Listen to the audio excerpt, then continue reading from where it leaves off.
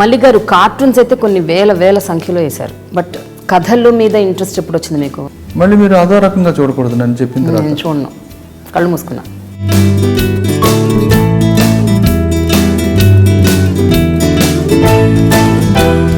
ఇప్పుడు సమకాలీన పరిస్థితుల మీద ఏదన్నా? ఫేస్బుక్ ఉంది, 3000 మంది 4000 మంది ఫ్రెండ్స్ ఉంటారు. పోస్టింగ్స్ ఎలాంటివి ఉంటాయి? ఈవేళ నేను వంకాయ వేపుడు చేసాను హో అని పెడుతుంది ఎవరో. నువ్వు వంకాయ వేపుడు చేసుకుంటే ఏంటి? ఓ గాడ్.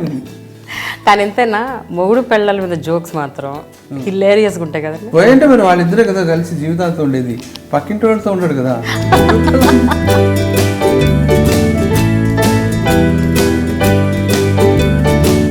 శుభలగ్నం సినిమా మీ నవల కాపీ అని విన్నాను, అవునా కాదా? అదొక్కటి చెప్పండి.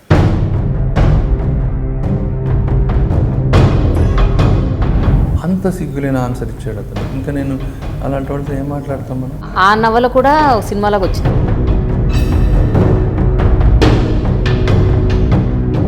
ఇది నా కథే, ఎగ్జాక్ట్గా నా కథే అని అనిపించిన అటువంటి ఎన్ని సినిమాలు ఉన్నాయండి? ఇప్పుడు ఆ డైరెక్టర్ టాప్ డైరెక్టర్, అసలు అతను ఫస్ట్ మూవీ అది. పర్లేదు చెప్పండి. వద్దు పర్లేదు చెప్పండి సార్. మళ్ళీ ఇప్పుడు ఏమైనా సినిమాలు తీద్దాము, చేద్దాము, రాద్దాము అన్న ఒక ఆలోచన ఏమైనా ఉందా మీకు? ఈ విషయంలో ఒక హీరోతో పెద్ద ఆర్గ్యుమెంట్ మీకు మాట్లాడుతున్నప్పుడు అతను ఏమన్నాడంటే,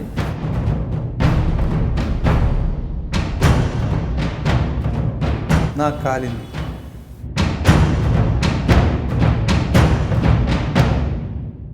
అక్కడ మొదలైంది.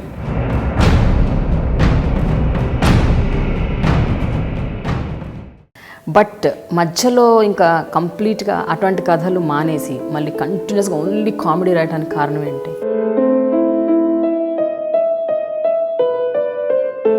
అంత దుఃఖంలో మా అమ్మ నవ్వింది, అంత దుఃఖంలో మా అమ్మ నవ్వింది. అసలు చాలా ఆశ్చర్యం వేసింది. మరి మల్లిక్కి ఆ ఇంట్రెస్ట్ ఎలా వచ్చింది? అదే ఇప్పుడు నేను ఒక విషయం చెప్తాను. అది ఎవరిని తక్కువ చేసి మాట్లాడడం కాదు, కించపరచడం కాదు.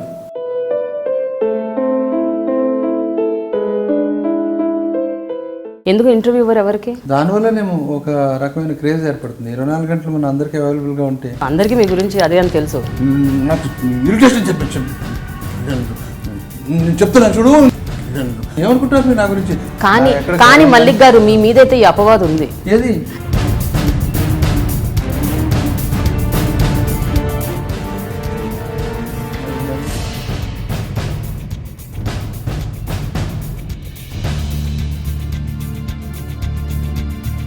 Catch me on I Dream.